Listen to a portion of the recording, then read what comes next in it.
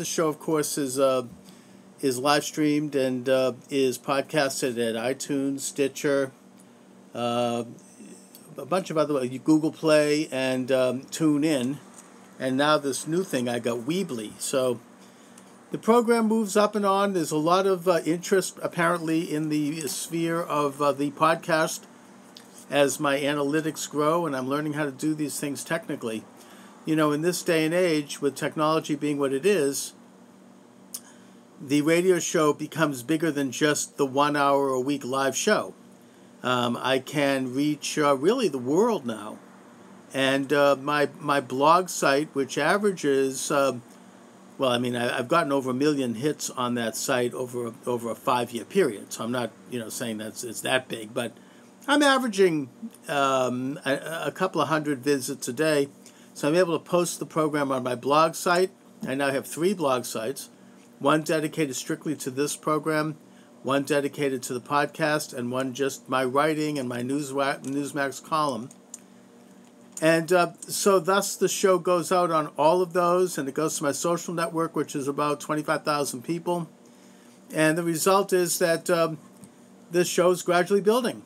There's kind of a critical mass where, a poor schlub like me can really have an impact and develop a sort of an online entity, an empire, if you will. Maybe someday I might even get paid for it. I don't know. Anyway, 855-915-9636 if you'd like to join the conversation. 855-915-9636. Now, the first topic is one that affects me greatly, but I think it also has great social content. And when I say it affects me, I mean me as a radio host up here at WMFO, the catbird seat of Tufts University, one of America's preeminent institutions of higher learning. And that is the phenomena of censorship reaching a level that I don't think could have been predicted. I think that it's, maybe I suppose we ought to have predicted it, but I can see it in contrast, and I think it has social import. This isn't about me. This isn't about any person. But I'm in a position where I can see it as a contrast, mainly because I was here doing a program at WMFO 20 years ago, in 1997, around that time. I remember it was the year Bill Clinton was impeached. There was a lot of talk about that. And the atmosphere back then was, it was much more open. It was much more ribald and ruckus. People were willing to, engage in vigorous conversation. They didn't agree with me. I mean, back then people were just as liberal as they are today on this campus, and at least the people that I met. And the culture was liberal, but it was an open culture. They were interested in alternative ideas, including my conservative ideas. They were curious. There was an intellectual ferment. There was a fearless ability to engage in opinion and thought and controversy, and the type of counter debate that results in genuine new information and new thought process and the emergence of new ways of looking at the world, which I would think ideally is what a college campus should be about. I mean, shouldn't college campuses be, in a sense, of the incubators of America's future, where we basically see young people graduate and go on to be in positions where they're of influence, whether it be in business or politics or culture or media or wherever. And that, as such, we would hope that they would have been given the tools to think on their own as sovereign individuals, to analyze things with a reasonable amount of critical thinking. And I think that thus I went off and did a bunch of things. I had a career. I ran a business that turned into a pretty big business for a number of years. It was a national company, and I was really rolling until it went belly up. I've had pluses and minuses. I've had successes and failures. I ran for Congress against Barney Frank in 2004, partially as a result of my having interviewed him on this program right here at Tufts. And by the way, back then I interviewed a lot of luminaries of the left. I had Noam Chomsky on, I had the late Howard Zinn, Gloria Steinem, a pretty good list of others. And even though we didn't agree on most things, we would have an open and rather vigorous debate, which was what I wanted. I mean, my goal was to simply get into public issues of a political and social nature and try to tease out all sides so that the listener, who I assume is an intelligent person, would be able to make up their own mind and draw from it various ideas, not necessarily conclusions. You don't have that anymore either. I noticed that over the years, left-wingers were less and less willing to come on with me, to the point where today, unless I catch them off guard and they don't know who I am, they don't even return my emails. They don't even recognize that I exist. There's been such a polarization. There's been such a circling of the wagons. And I think that has been greatly exacerbated by the election of President Donald J. Trump, which I'll get into in a minute. But either way, I came back to Tufts.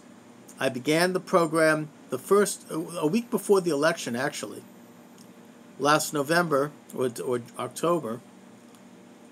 And I have to tell you that while this is simply anecdotal here, because I don't really know, I haven't spent a lot of time on the campus other than being here at the station, going to some WMFO meetings, going to, different things like that. I have the impression that, the student today does not want to engage in debate on the surface because they have imbibed a cultural Marxist orthodoxy that kind of forbids such debate. And that I think that the reason why the big left thinkers won't come on is because they don't want to lose. Leftism is all about power. And if they don't think they're going to gain power, or what they call, quote, progress, from debating someone like me, then they're not going to come on. It's not a matter of actually learning something, thinking about things differently. No. This is an orthodox, strident view that requires loyalty, it requires submission, if you will, and thus it is not in their advantage to debate me because they may not win. It's not, again, not a matter of having a debate, but more fundamental to that, since I've been here, and I have contacted people, none of whom want to come on with me, the management has brought to my attention that I'm being monitored. I'm being investigated, if you will. Maybe the investigator's listening now. I have no idea. And so I looked into that, and I discovered that Tufts University has a, quote, anti-biased office. And then I discovered that there are several other pretty far-left campuses around the country that have also instituted these so-called anti-biased offices.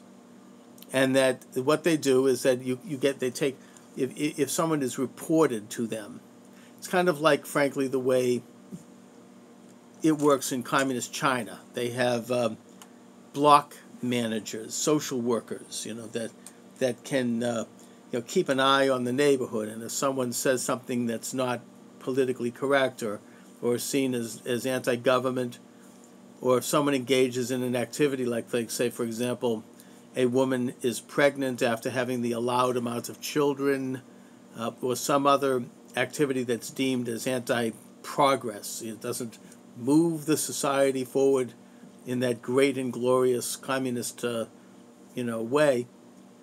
Then they get reported, and people have had consequences for that. They've disappeared.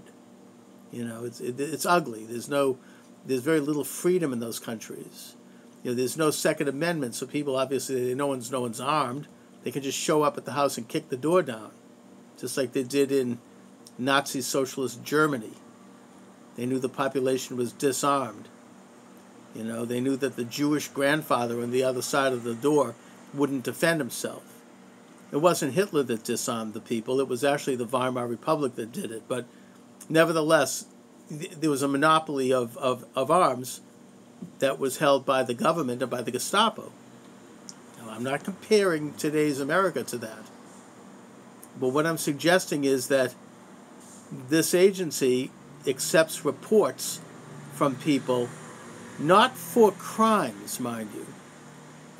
This isn't for sexual assault, which is a crime, and where someone should be brought up on charges and prosecuted to the full extent of the law, in my opinion, or any kind of physical assault. These are more the types of, quote, crimes that might involve a vague definition of insulting someone, saying something inappropriate that could be construed or misconstrued as having to do with their ethnic background, their racial background, their gender, or their sex, which is really the word for it, or something about their sexuality. That if someone even makes a hint of a comment about it, and by the way, I would argue that we should not comment on those things as to other individuals because it's not polite. But nevertheless, it becomes an incident. Let's just put it that way. And there can be a report filed, and the person could be brought up, I assume, on charges and disciplined, and it could be very damaging. This is a fear. It's set in an atmosphere of authoritarianism and fear into this campus. And thus, you don't know what you might say that could be misconstrued, or somebody can make a charge. You can look at someone the wrong way. Who knows? But either way, the possibility that this could happen for any reason, and it could happen to anyone, left, right, or center, has created an atmosphere, I think, of subtle intimidation and fear. And thus, we have students who do not want to stick their neck out.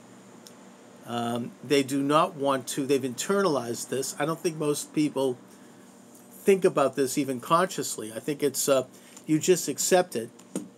And obviously a large percentage of students grew up with leftist ideas. They probably went to a leftist elementary school. They've got leftist parents. They go to a leftist church or a synagogue or whatever. And thus they're part of it. It's not a problem for them. They're one of the beautiful people. This is their world. I can speak to this. I am from that myself. I know what that is.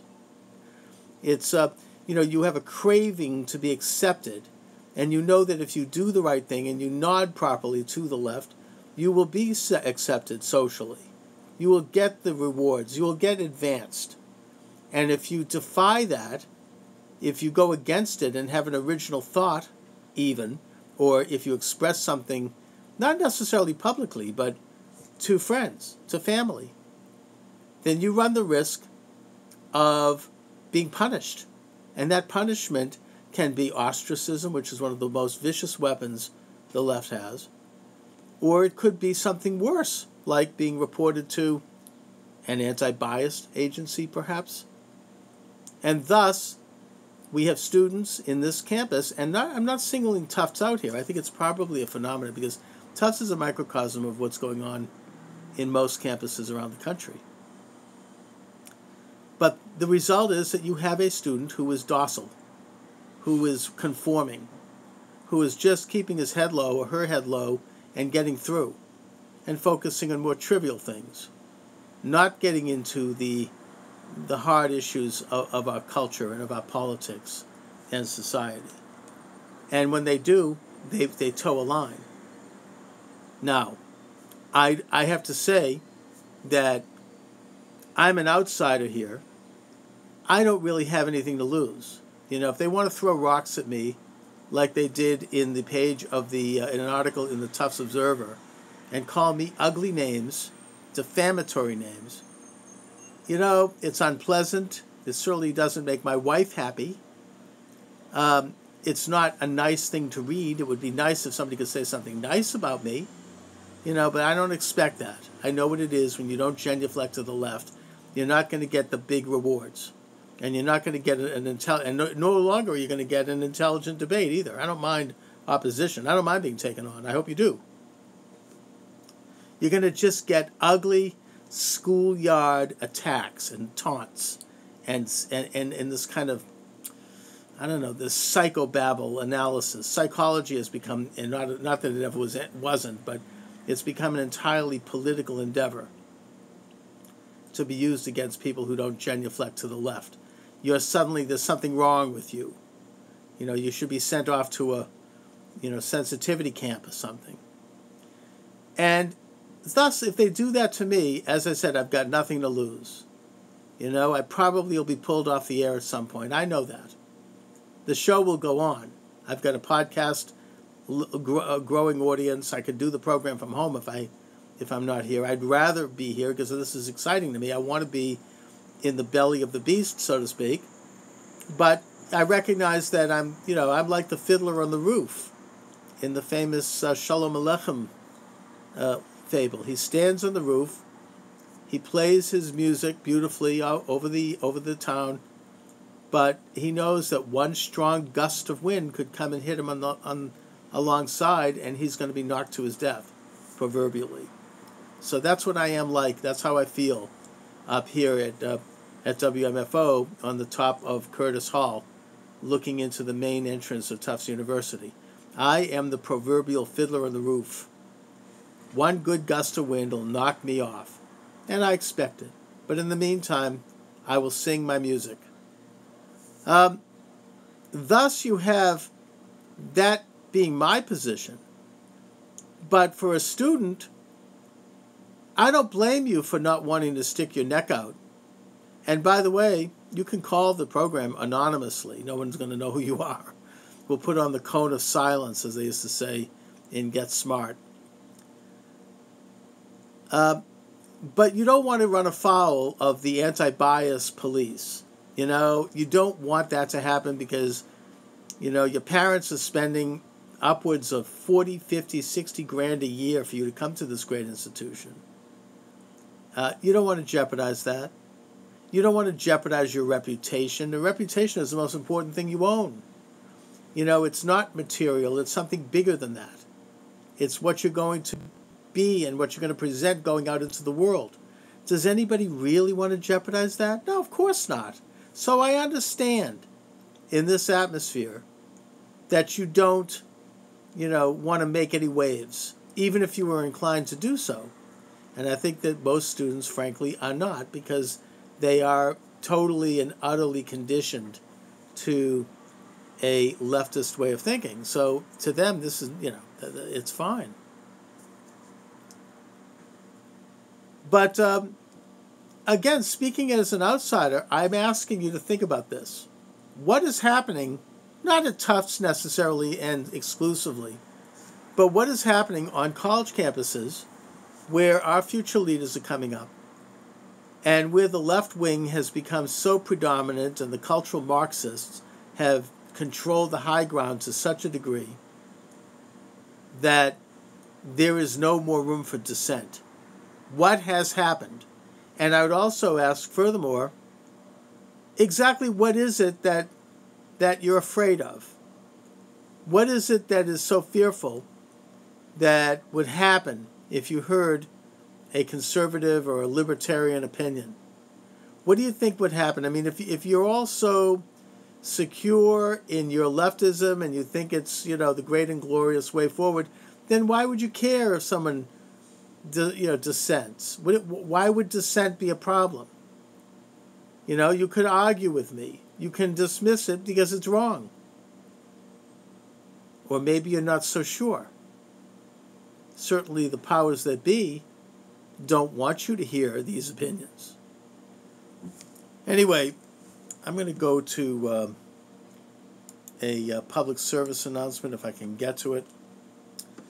And when it comes to me and technical matters, I may not. Let's see if this does it. There we go. Steven Tyler from Aerosmith, here for Red, recording